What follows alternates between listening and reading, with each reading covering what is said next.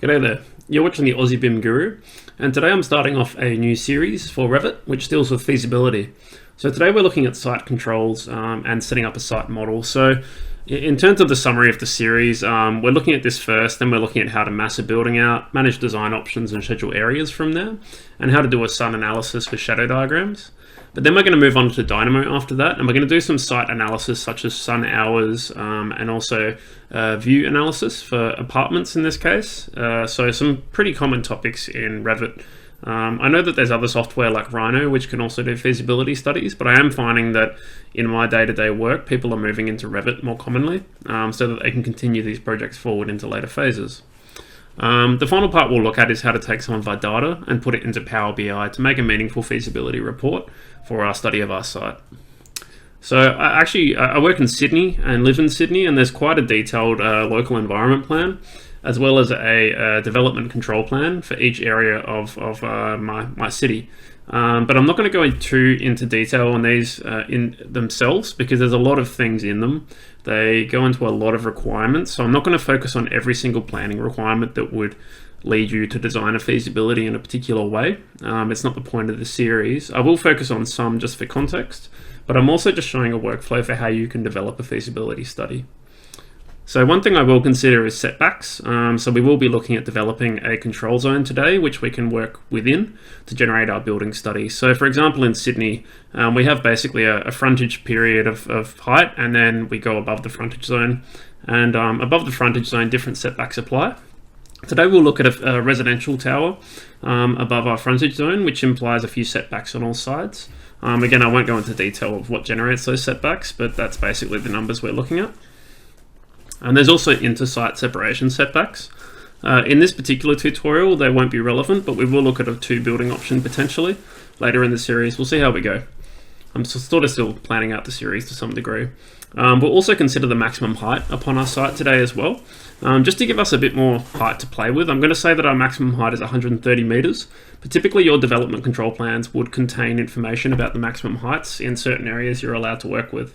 There's an example here from our control plans in Sydney where we actually see the maximum height we're allowed to deal with. And there's also things like solar access planes or sun access planes in a lot of cities where certain areas of the city require access to sunlight, so your building can't infringe on those planes. I won't deal with those in today's tutorial. I may do one in future of how to generate sun access planes, but we won't be looking at them in this session because they are quite complicated to model sometimes. Simple if you know how, complex if you don't. Anyway, so the workflow we're looking at today is we're going to obtain a site model as a DWG and bring that into Revit, and then we're going to process some of that CAD data into Revit geometry so that we can actually work with this data in Revit. We're going to build something that sort of looks like what's on the side there. Well, we're going to build exactly that. We're also going to establish our ground floor for our site, model some topography and roads, and then also set up our control mass that we can work within in future tutorials. Anyway, so we're working with a website called CAD Mapper to generate our site model. Obviously, this isn't like the most accurate site model, especially if you're not in a major city. So be mindful that it's always good to find the most accurate and detailed model if it suits your feasibility study. So just be mindful of what's available in your city and whether your company is willing to pay for more high resolution models. But CAD Mapper is free, so it can be a good starting point. Anyway, without further ado, let's get started. So we're just going to jump into Revit straight away. So I'll just open up Revit. Okay, so we'll go to CAD Mapper first. So CAD Mapper looks a little bit like this. You need to create an account. Once you have an account, you just go, let's get started. And you basically find an area that you want, so you search for it. And if you're working in an area less than 1 kilometer, the download is free. Anything above that costs money. So by default, I usually work with AutoCAD and I turn on 3D buildings if available. There is an option to set false height if there's no 3D data available for a building, but obviously that's not ideal because the height is wrong. So in that case, it's more obvious when a building doesn't have height. So that's easier, and then you can find that height data somewhere else, ideally. We also have topography as well, so you can set your contour interval. I think the minimum is 4 meters. I usually just work at a 5-meter interval or a 10-meter interval, depending on how detailed you need your topography to be. You can also export road geometry. In this case, I'm just going to set my roads to 20 meters and then 10 meters for minor, because in my city of Sydney, there's an average road width of 20 meters for a major road. And we're just going to use that as a reference, so it's not super important. And we're going to pick mesh surfaces versus outlines or center lines. You can use any of them, but that actually we'll try outlines, because I used mesh before and it was a little bit hard to deal with. Okay, so from there we just go create file. And this will give us a little preview of what we're going to get. And it should give you a 3D preview as well in a second. Okay, so you can see roughly what you're going to get there in your screenshot. So you can see the road outlines and the 3D buildings. From there you just download, and it's a very lightweight file, only 280 kilobytes, so very small. But from there we're going to actually go into AutoCAD and we're going to process this file in order to manage some things onto layers, because we know that our site is going to be roughly in this little zone here. So we're going to go and sort of manage that portion of the site out in order to effectively make our file more workable. So we're just going to open up our CAD Mapper DXF and we'll just zoom out. So you can see we've got quite a lot of data straight away. What you can do is actually go to hidden line so you can actually see things in more detail. So what you're going to want to do is create a few new layers. So usually I'll create one layer and I'll call it something like buildings in Revit or buildings 2. And basically this layer is to put buildings onto that you're going to natively model in Revit. I usually recommend modeling a small vicinity around your site so that you have graphical control over that portion of your site. Ideally, it's better not to rely on DWG imports if possible, only for the wider context. From there, if you know you have any demolition scope, you want to create some layers to deal with that. So in this case, I have 2 demolition scope elements. And you can turn these layers off by default, because you're basically just moving items to these layers. Otherwise, I think that's pretty much all we need for now. You can set the colors of these elements if you want as well, just so it's more obvious. So you can make that red and that blue. Okay, so from there we just need to move these things onto these layers. So in this case, I know that my site is just over here. And I'm going to look at a half site option and a full site option. So for my half site option, I'm just going to move these items onto demo 1, and that's so we can control them in Revit. And then for my full site option, I'm going to take these 2 buildings and I'm just going to put those on demo 2. That way I have control of them in the Revit environment. From there you can also take some of your site context that's adjacent. Sorry, it's just my cat meowing in the background, you might be able to hear. And we'll just take some of these buildings and we'll put them onto buildings in Revit, because we're going to remodel these ideally. We'll just do that little block for now, just to keep things simple. I will have some files that sort of come in partway through the process, so eventually there will be a few more buildings that I do model, but for now I'm just going to do this in my first step at least.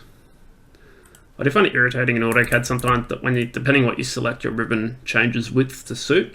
It can be quite jarring, so it's good to wait. From there we just want to save this. So we're just going to save as a DWG, and we're just going to save this as 3D Site 2 in this case. And the good news is that's all we have to do in AutoCAD. After that, we're out. So now we can go into Revit. So I've just started a new file from the default architectural template. The first thing I do when I open this file is I go to Site, and I turn on my project base point and my survey point, so I can see where my model starts. I typically delete the elevations, and I will delete the sections soon. The first thing we want to do is we want to link in our CAD site, and we want to link that in to meters, and we don't want to correct any lines or orient to view. And it should come in with true north up the page. So that shouldn't take too long to import. It's a pretty small file. It's better to insert than import, just in case you want to make any changes to the CAD file. So that should link in just a second. Sorry, thirsty. Cool, so there it is, and it will come in pinned by default, so you'll want to unpin that. And usually the first thing I'll do is go and find my site, and you can always turn off some CAD layers if you want.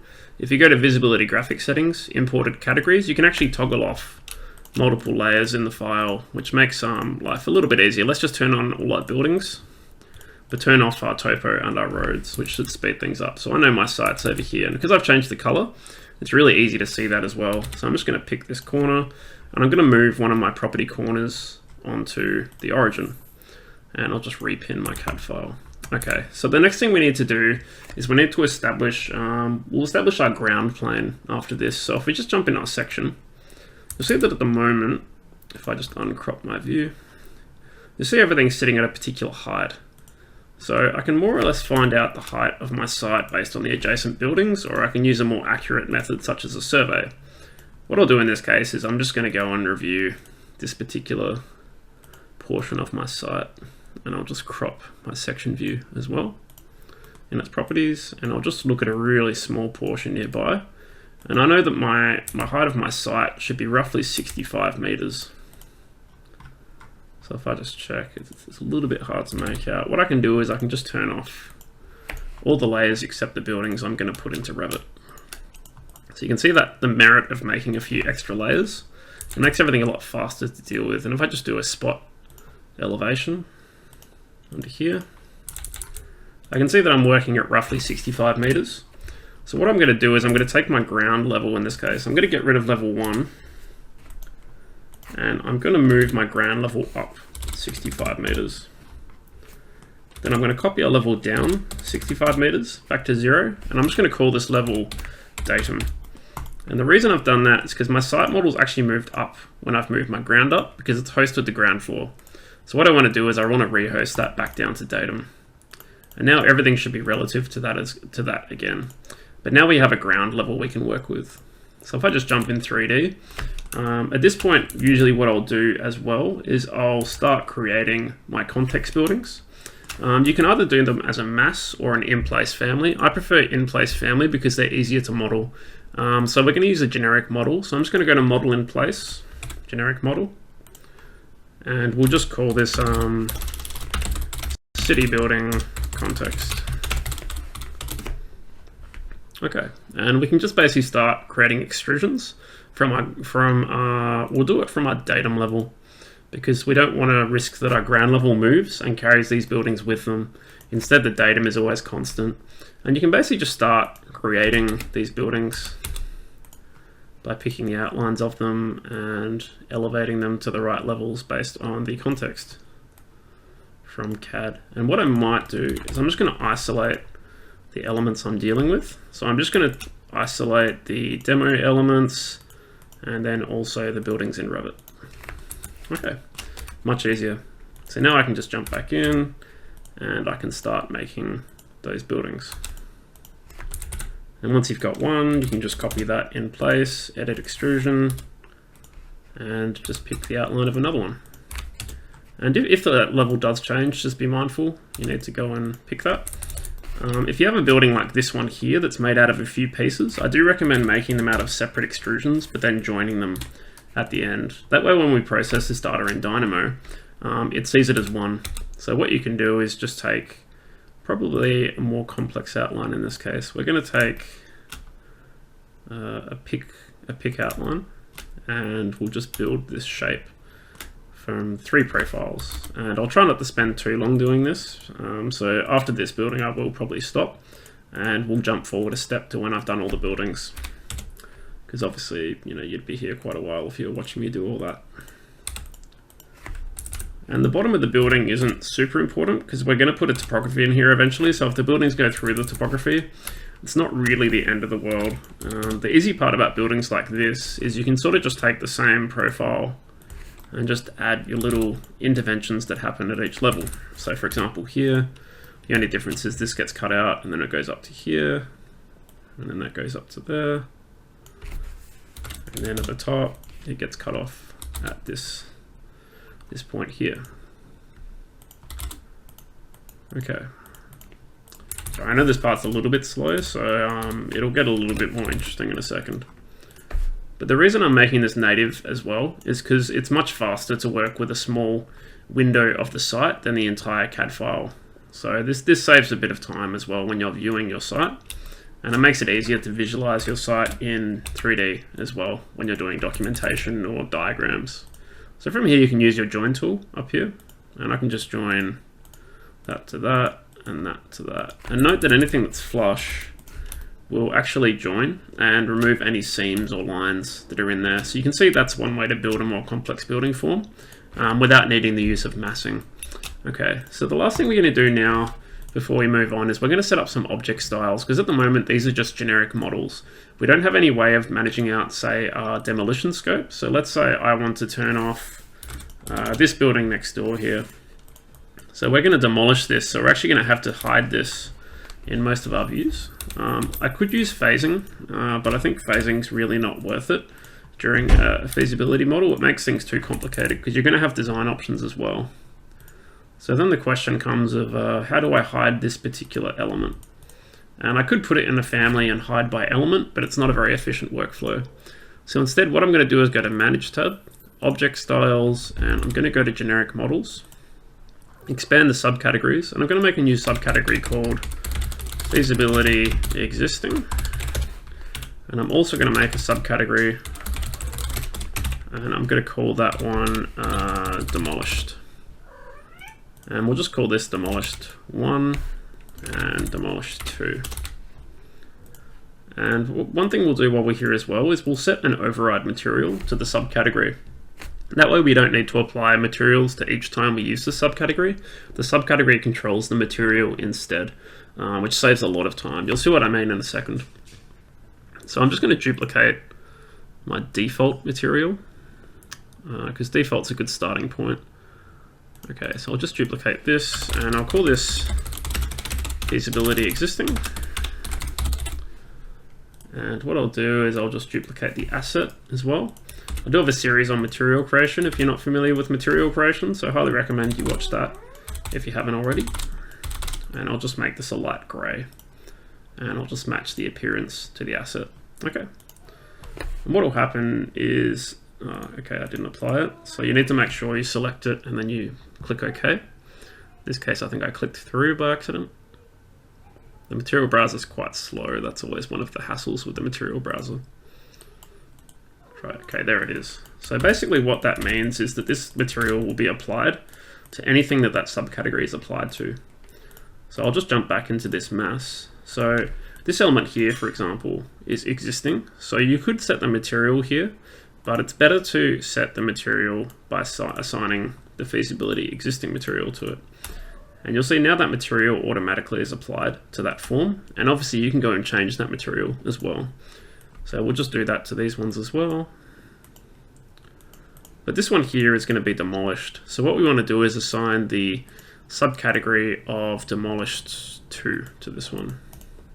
And even though it has the same material, the reason why we've picked another subcategory for this element is so that we can actually hide this element irrespective of the remainder of the site. So I'll just move this over here.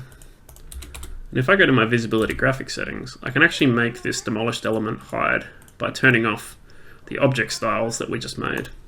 And there you go.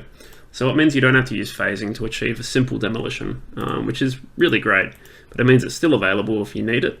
And obviously you can override that element as well under the settings for it. So I can make it have different projection and cut lines. So you can make it red, for example. Okay. So from there, we're probably going to jump ahead a step, because that's sort of the first fundamental step. But the next thing we're going to do is we're going to deal with the topography. So I'm just going to open up one that I've prepared earlier that's just a little bit ahead, and I might just save this one just in case. But what I'm going to do is just open up basically one where I've set up a smaller site. So you can see I've got my site context here.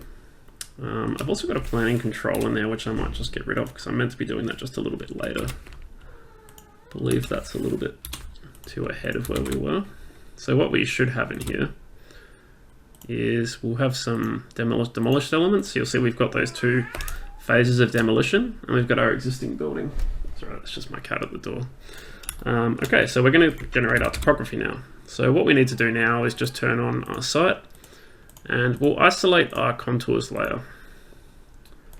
So essentially, if I just turn off my section box, you'll see that we have contours from CAD Mapper, and we can actually use these to generate a topography. So under massing and site, we're going to go topo surface.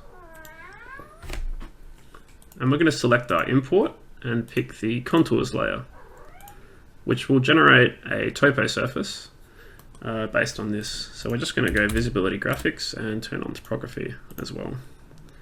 And there's our topo surface, which has been generated from CAD Mapper. So really quick, really powerful. And the next thing we can do from there is actually go and set up roads as well. I usually only recommend modeling the roads if you need to or want to. Typically they're divided into major, minor, and paths. So now you can see them. The reason why I only recommend doing it if you really want to is because they can be quite challenging to set up. I've sort of got a detail group which I set up earlier here, which is basically me just tracing the outlines of CAD Mapper. So if I just turn this on, you'll see it's quite complicated to visualize all those roads because you get all the intersections and nodes and facets of the mesh surfaces. But what I've done is more or less just trace the center line of each of those by joining these circles and then offsetting it either side of the road side that I wanted to nominate. And then I've sort of terminated the roads just a little bit outside my immediate site context. But basically what I can do with that now is I can draw a split region on my topography. So I'll just turn on my topography. And what I want to use is the subregion tool. And I'll just use my pick lines tool. And I won't do the whole set of roads because that'll take quite a while. I'll just do a local set. So let's just do a small catchment here. And because I've made them 2D detail lines, it's really easy for me to just pick them quite quickly. Because the hard part about being in this mode is you have to finish your sketch to escape the mode. But you can't get halfway and then, you know, quit and come back after. So you really want to premeditate that work if you can. Okay. So there we go. So all I need to do is just close those two ends off and I'll just generate a small subregion. Okay. Sorry, one of my cats is being a little bit noisy. And if I just go into 3D there, I'll just turn off my city model.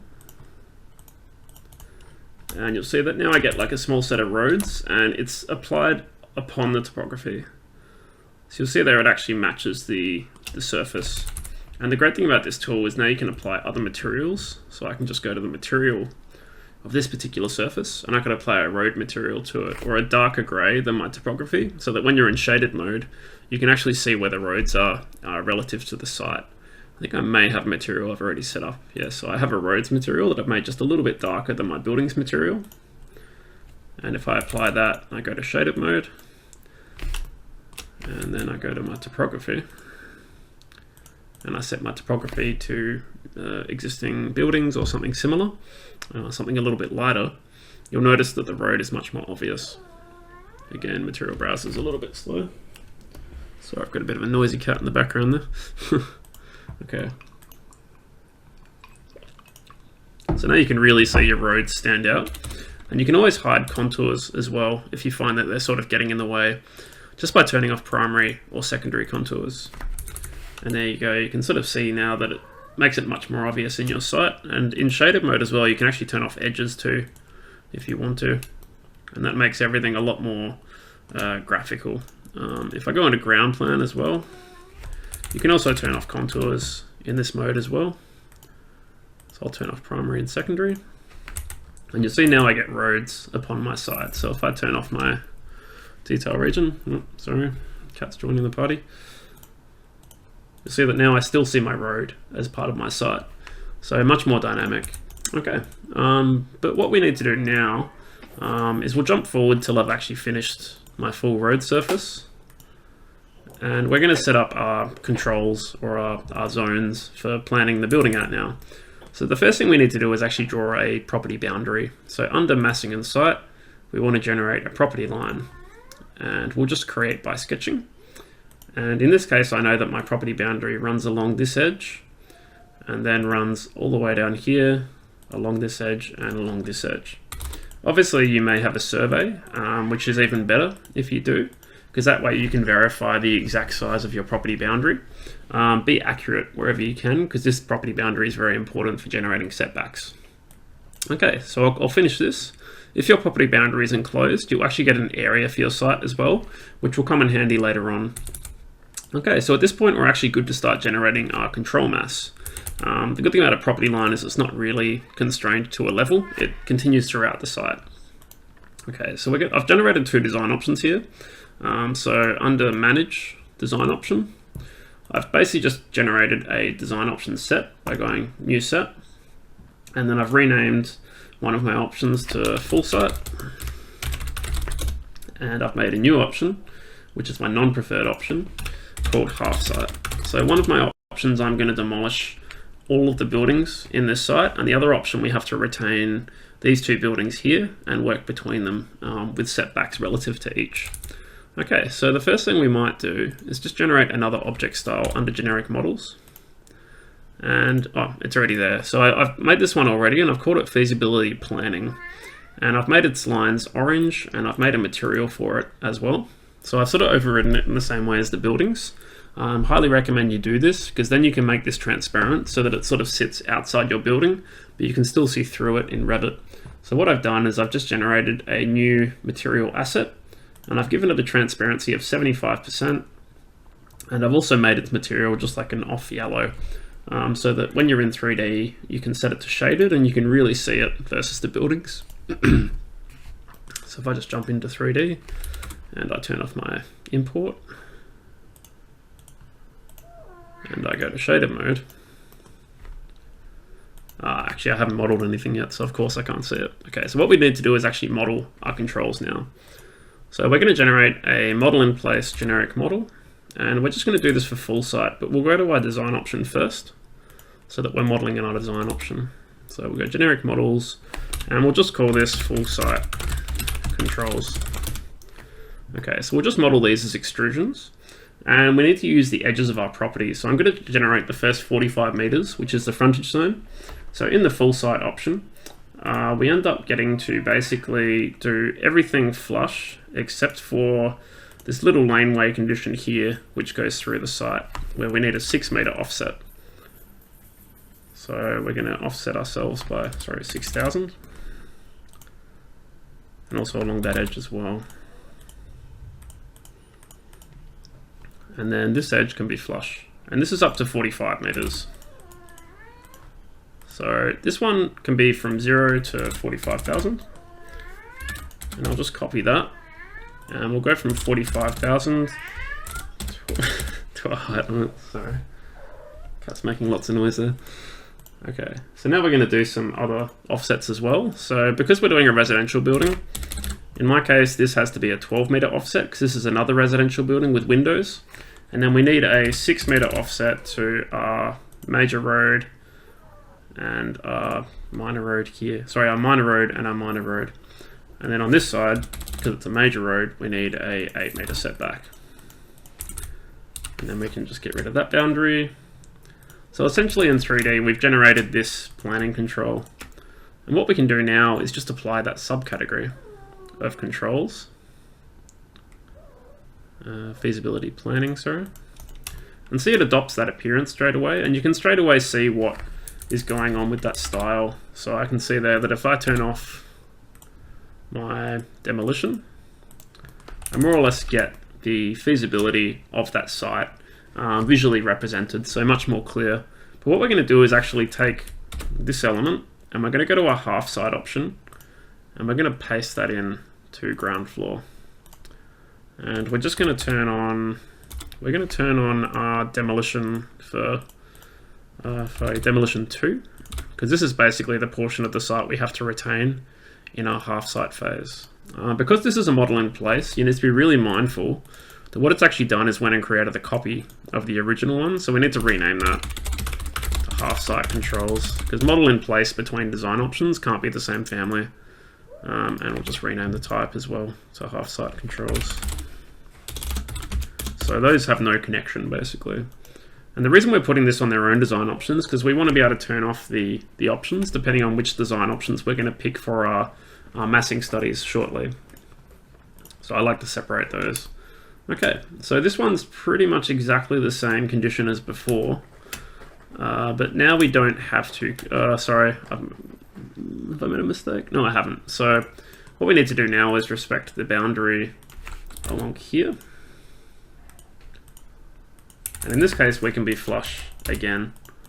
So we can actually go all the way up to the face of this building, because we're going to say that there's no windows in this particular building, which enables us to do a flush condition, because we're going to have a commercial podium and then a residential high-rise. Probably not the best feasibility option for this site, but I just wanted to pick that as this particular example. Okay, and then we want to pick this here, trim this, and we're going to also trim that. Okay, and that's our half site option there.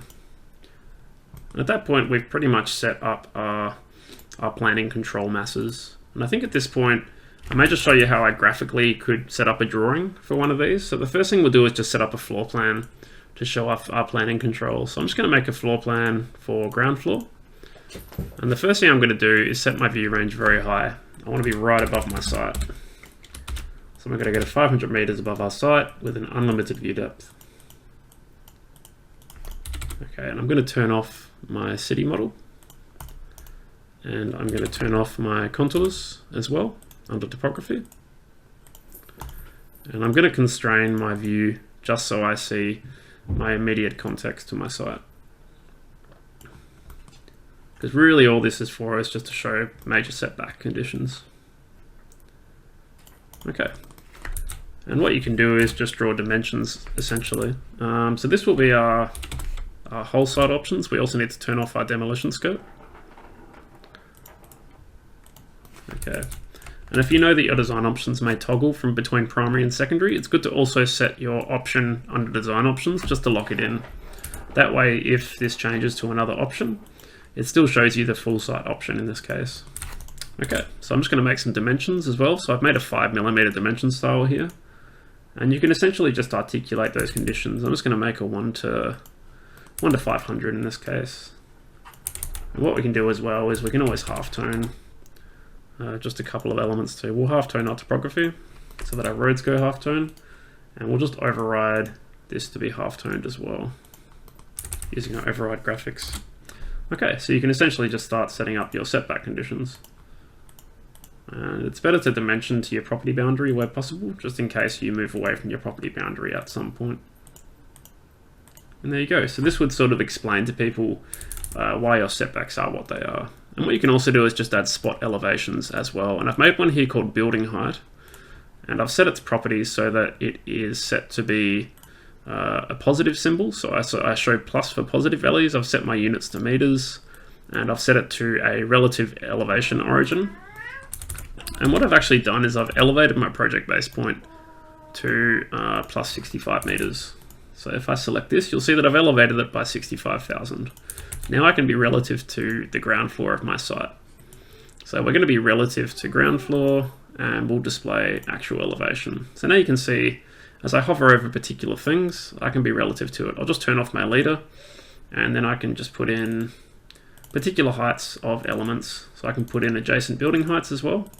And because I've made those Revit native elements, it's much more easy for me to actually put elevations on those elements. So that would be a little site diagram.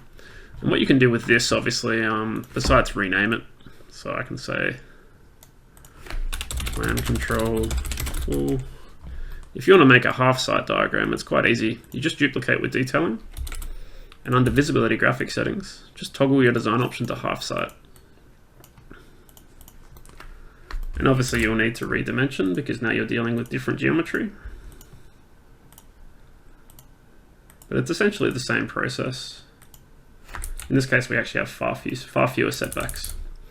Okay, and likewise, you can just re-elevate those two elements. The other thing you may need to do is turn on demolish context that maybe does relate to this particular option. Sorry, I just opened a help file. Don't want to do that. Okay, and obviously we can spot elevate those two buildings that are now part of the scheme. So we have two options now, so we'll just call that planning control half. But one thing I really like to do at this point is make a little 3D of the site. So what we can do is just do a section box. So if we select our elements and go selection box, or BX for shortcut, and then we just go to top view, we'll just go to topography and we'll turn off our primary and our secondary contours. And we'll also set our site to halftone as well. And then what we can do is just lower our section box just a little bit so we see a little bit more ground context. That looks great. And we'll just make sure we're above our building height. And then we'll just hide our section box. So essentially we can go to shaded view. We may even just be able to hide our topography. Actually, it's sort of a bit distracting. Okay, so that's a more good little diagram of our site. And what you could do is we could go hidden line, graphic display options, shadows, show ambient shadows, and we'll also turn on silhouette lines. And what that will give you now is if you go to thin lines mode, and we just go to say a 1 to 500, or even a 1 to 1000, see that when a line is behind the camera, it gives you a little silhouette, so it gives you a much more diagrammatic working style. So that looks much better, I think. And what we can do is just turn off that demolished portion of the site again. Keep forgetting to do that. And there we go. So that's just a nice little diagram. And obviously what you can do as well is you can come in and add heights on particular buildings that you want to accentuate. So that can be a good way. But what you need to do is make sure they're relative to the right portion of the site. So ground floor. The cat's meowing away there. And you can obviously pick your angle to get the right position on your levels.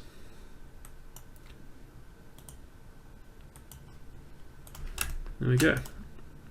And if you want, you could halftone those elements as well if they're a little bit too loud, so that the spot elevations stand out a little bit more. And you can see that's a good way to sort of identify those heights. But what I might do is just jump forward one step again to where I've sort of set up a sheet with these diagrams to a good quality. He's been really noisy tonight, isn't he? Okay, so what I've got here is I've got a 3D for my full site controls, and I've got a 3D for my half site controls. And I've tried two different diagramming styles in these two particular diagrams. Obviously the full site controls is much easier to read the spot elevations, but the half site controls looks a lot more effective because of the silhouette lines. So there's a couple of options there. I don't believe I've got silhouette lines in this case, so I think if I half turn and add silhouette lines, that's even better. I've also got my full site and my half site setback diagrams, and I actually just added a little bit of text to say the height range of those two areas. He's really going at it. And then you can see if I put them on a sheet, it's quite a nice little diagram that explains the logic behind your setbacks, but also your height limits as well. So just keep that in mind when you're setting up the controls. I think it's always worthwhile to add these diagrams to your model, even if you're not going to put them in your documentation set, because they really help the team understand the logic of what they're looking at. But that's pretty much all for today's session. Quite a long one, so thanks for sticking around if you did. But the next part we're going to do is building massing. So we're actually going to look at generating a building mass and also mass floors, which we'll then look at scheduling in the part after that. So hopefully you join me for that one. Hopefully you got a lot out of today's session. Obviously feasibility, there's a lot of ways to do it. This is just one way. If you've got any comments or feedback, feel free to leave it down below. And if you're not following or subscribing, feel free to do so as well. I make videos 3 times a week typically. Hopefully I'll see you in the next video, and thanks for watching today. Thanks, take care, bye.